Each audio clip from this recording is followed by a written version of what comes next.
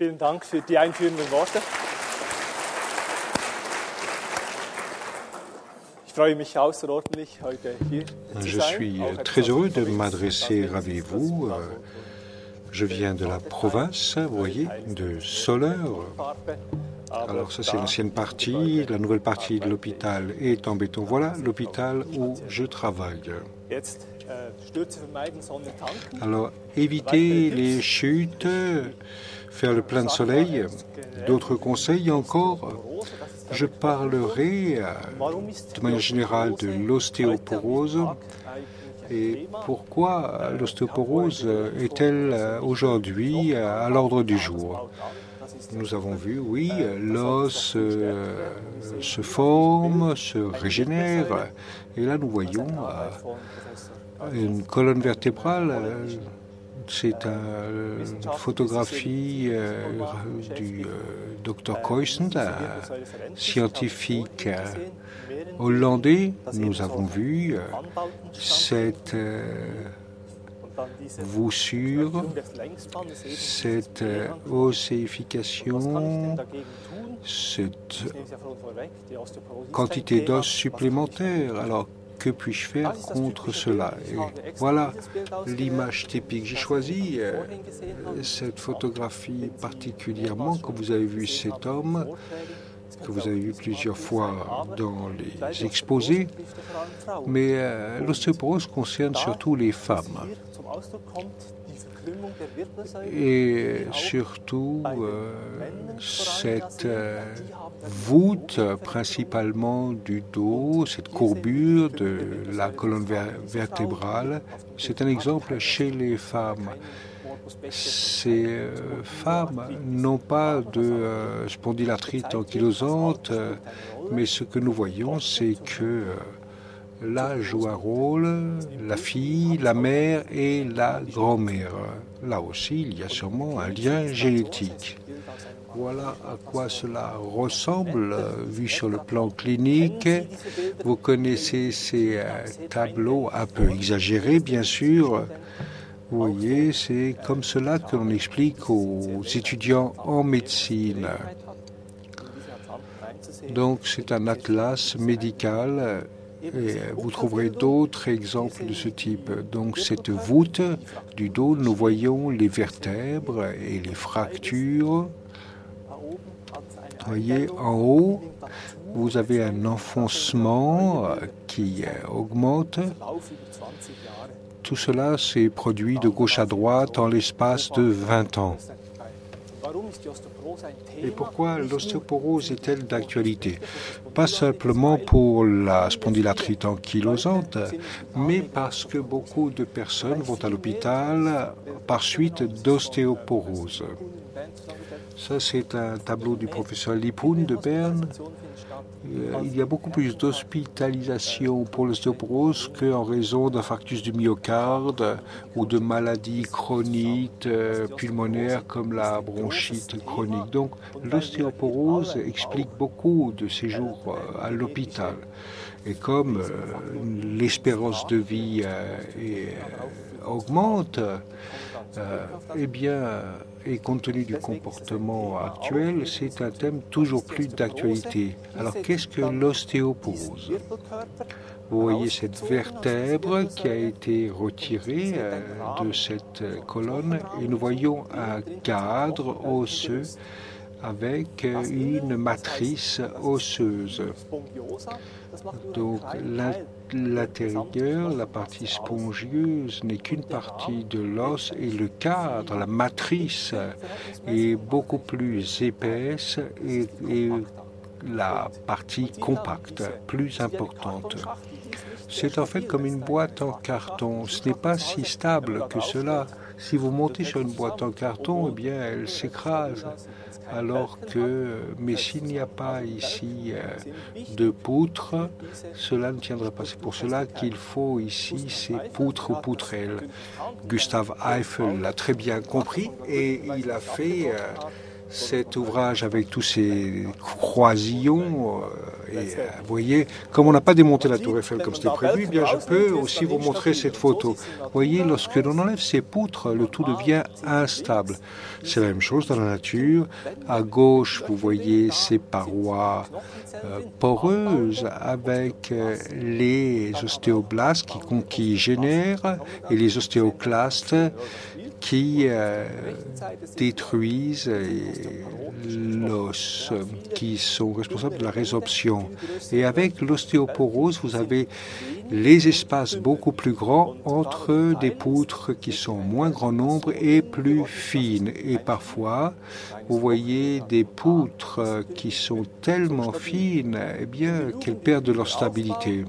Alors, pendant la jeunesse, c'est les ostéoblastes qui ont un poids supplémentaire avec l'ostéogénèse. Au milieu de la vie, c'est équilibré. Et après, c'est les ostéoclastes qui deviennent plus actives quand on prend de l'âge. Mais tout cela est régulé et peut se réguler. Que puis-je faire? Voici un autre exemple. La spondylarthrite ankylosante axiale, cette forme axiale provoque des transformations dans les vertèbres. À gauche, nous voyons que nous avons cette osséification. Vous voyez où j'ai marqué. Et puis nous voyons cette vertèbre qui est fracturée. Et pourquoi? Puisque nous avons plus d'os qui est constitué dans la matière, région compacte. Donc nous avons plus d'os et pourtant il y a une fracture. Vu de devant, nous voyons ces parties, cette osséification qui crée un pont. On peut le mesurer. On peut mesurer la solidité de ces os avec par radiographie. L'exposition au rayon est assez faible. Vous allez, par exemple, lorsque vous allez un week-end dans les montagnes et que vous avez l'exposition supérieure au rayon, eh bien, c'est à peu près la même chose. Et nous pouvons mesurer la densité osseuse. Il existe d'autres méthodes aussi. La tomographie,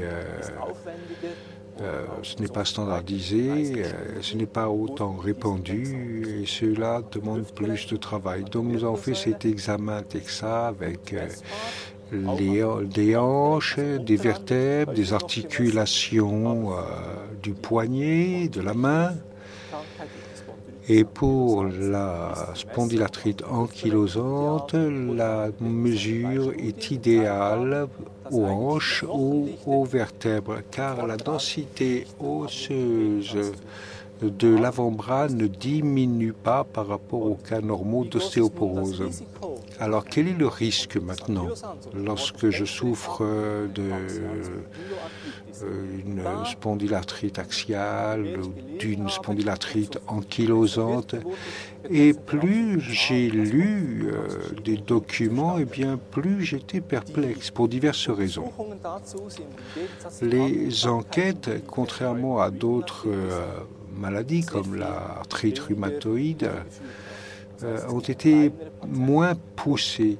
Il y a des groupes de patients plus petits et des groupes moins homogènes. Différents groupes ont été étudiés, des études médicamenteuses, des études de cohorte. C'est la raison pour laquelle le groupe étudié était dans ce cas un peu plus vaste. Et cela montre qu'aujourd'hui, il est difficile de tirer des conclusions claires. Alors, n'hésitez pas à participer à ce genre d'études. Plus nous aurons d'informations, plus nous pourrons tirer de conclusions pertinentes. Alors, l'ostéoporose eh bien, se retrouve dans 20 à 58% des patients qui souffrent de spondylarthrite ankylosante. L'ostéopénie est un prodrome de l'ostéoporose. entre la situation normale et l'ostéoporose. C'est l'ostéopénie qui est plus fréquente parce que la densité osseuse diminue progressivement. Et l'on a observé dans différentes études que dans des phases premières, avant l'osséification même, par la suite de processus inflammatoires, nous envoyons des substances messagères inflammatoires. Les cellules, les ostéoblastes et ostéoclastes qui devraient être en équilibre, leur équilibre est modifié et nous avons des phases d'ankylose, ce qui est de l'autre côté une réduction de la densité osseuse. Donc l'inflammation dans le système et dans l'organisme fait que la densité osseuse diminue. Au fil du temps, nous voyons fréquemment, comme le disait le docteur Chouria, des personnes qui avaient une forme radiologique de spondylarthrite axiale avec des ankyloses d'une vertèbre à l'autre, des passages surtout d'une vertèbre à l'autre. Et dans l'articulation iléo-sacrale ou dans les genoux, chevilles, sachant que la psoriasis est aussi très proche de cette pathologie avec des processus ostéoblastiques. Et ces différents ponts entre les vertèbres ne sont pas mesurés dans la densité et ils représentent une masse importante. Donc la densité osseuse est bonne si l'on mesure de manière locale le volume sur certaines surfaces. Mais le problème, c'est que la stabilité n'augmente pas de manière parallèle, mais qu'elle diminue au contraire par suite de cette modification de l'équilibre. Et nous verrons que d'autres facteurs peuvent jouer un rôle. Alors d'abord, on peut mesurer la solidité de l'os de manière indirecte. Nous savons combien de calcium se trouve par telle ou telle surface de vertèbre, mais cela ne donne pas d'informations sur la stabilité globale. Donc dans des phases tardives, cette densité peuvent nous fournir des données élevées, mais qui seraient erronées dans l'ensemble. Et lorsque l'on fait des études, on a l'impression que l'os ne va pas si mal que cela, mais il est plus instable. Et je l'ai dit, les inflammations sont le moteur principal de cette ostéogénèse.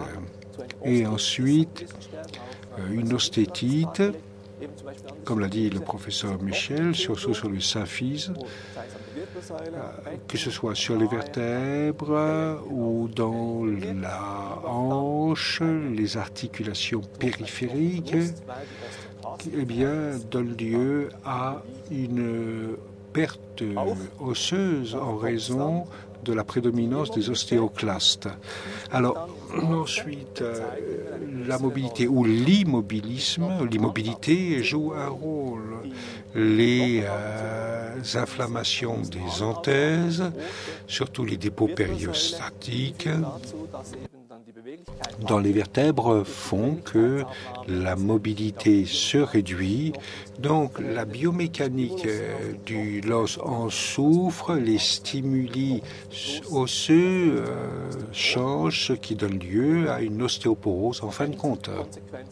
Et en fin de compte, eh bien, nous pouvons avoir une fracture osseuse, et pas forcément à la suite d'un traumatisme important, un tout petit traumatisme, c'est-à-dire un faux pas, un petit choc, de manière spontanée parfois même.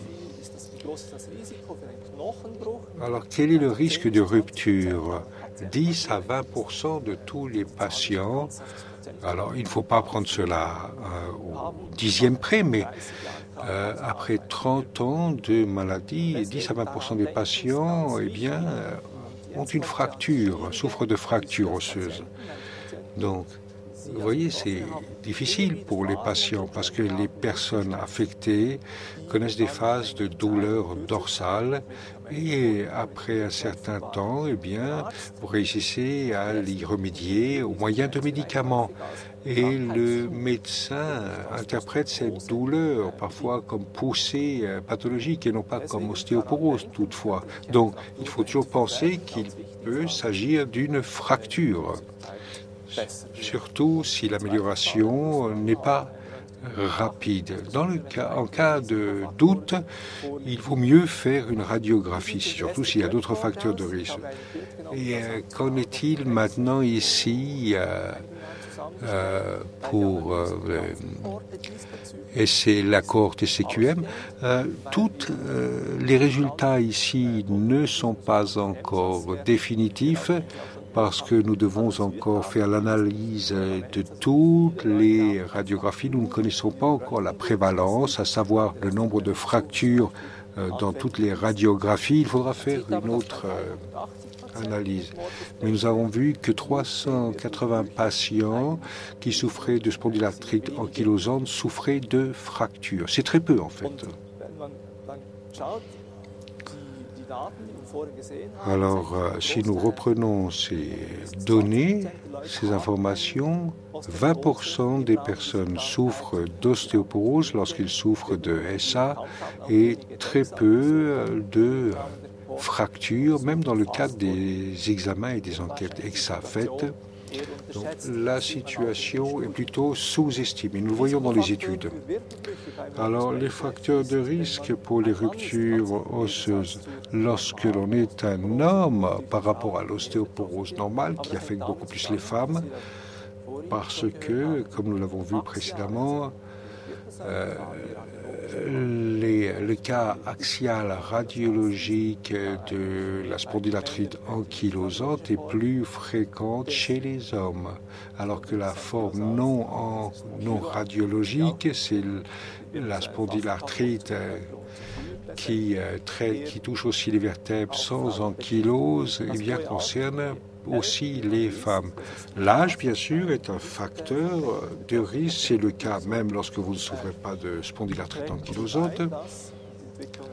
Donc, l'âge peut favoriser l'ostéoporose et les fractures vertébrales, l'activité inflammatoire, puisque ces cytokines, ces substances messagères, produisent un effet sur les os, et plus les marqueurs qui révèlent dans l'urine plus d'ossification et plus la maladie dure, plus les risques de fracture sont grands.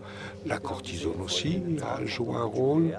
Le docteur Juria a montré que 7% de tous les patients qui souffrent de spondylarthrite ankylosante qui ont pris de la cortisone d'une manière ou d'une autre courent un risque supérieur.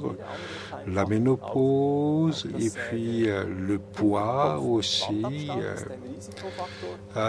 l'espace entre la tête et le mur joue un rôle aussi, donc la voûte du dos. Que pouvons-nous faire? Alors ici, nous ne voyons pas ici ce qui se passe dans la tête de cette... Non, pas question de se désespérer. Donc le contrôle optimal de l'inflammation. Moins vous avez d'inflammation, moins vous avez de résorption osseuse. Alors renforcez l'os en renforçant la musculation, la musculature, et puis en évitant les chutes. Vous savez que les enfants tombent souvent, mais ne se cassent rien. Nous, vers un âge moyen ici, nous chutons peu, mais avec l'âge, nous pouvons chuter, et là, les fractures peuvent être plus nombreuses. Donc, il faut réduire le risque de chute et éviter la résorption osseuse. Donc, il faut essayer d'influencer cet équilibre. On peut le faire au moyen de médicaments, par l'exercice physique. Plus je fais de la musculation et plus j'essaye de faire supporter de poids à mon squelette plus il sera solide. L'alimentation, il ne faut pas l'oublier, mais il faut surtout éviter les fortes inflammations. L'exercice physique, c'est ici quelqu'un qui vient ici. Vous voyez ici, pour vous montrer cette photo, symbolise une alimentation équilibrée. Il ne faut pas oublier la mobilité, il faut parler à toutes les consultations. Comme vous l'avez entendu précédemment, la vitamine D3 en l'absence de soleil. Le soleil, eh bien, par héliosynthèse, vous fournit des vitamines D3. Donc, il faut peut-être... Nous avons des réserves d'hier encore, si nous sommes allés nous promener, mais en hiver, il faut penser à l'apport en vitamine D3. Donc, soit sortir, aller à libre, manger bien du poisson ou prendre des préparations. Éviter les chutes, ou essayer de chuter moins, surtout peut-être protéger les hanches, peut-être tous ceux qui sont assis ici ne risquent pas grand-chose, mais ce sont surtout les personnes qui ne peuvent presque plus sortir, qui sont pratiquement confinées à la maison ou qui habitent dans un EMS. Donc, les médicaments pour réduire l'inflammation, les préparations à la vitamine D3, préparations que vous connaissez peut-être, et les bisphosphonates, ce sont les médicaments traditionnels contre l'ostéoporose. Alors, n'oubliez pas aussi qu'il faut penser, lorsque vous souffrez de spondylarthrite ankylosante, l'effet que peuvent avoir ici les maladies de longue durée. Donc, comme je le disais, l'inflammation à réduire, l'exercice physique qui compte autant que des médicaments et la vitamine D3, le calcium. Nous savons que les personnes qui ont suffisamment de vitamine D3 tombent moins parce qu'il y a un effet positif sur la musculature. Donc, rester actif. C'est une photo de la Suva. Je pense que j'espère ne pas avoir soulevé trop de questions. Madame Exer y reviendra certainement dans la discussion plus tard. Je vous souhaite une bonne journée encore. Merci de votre attention.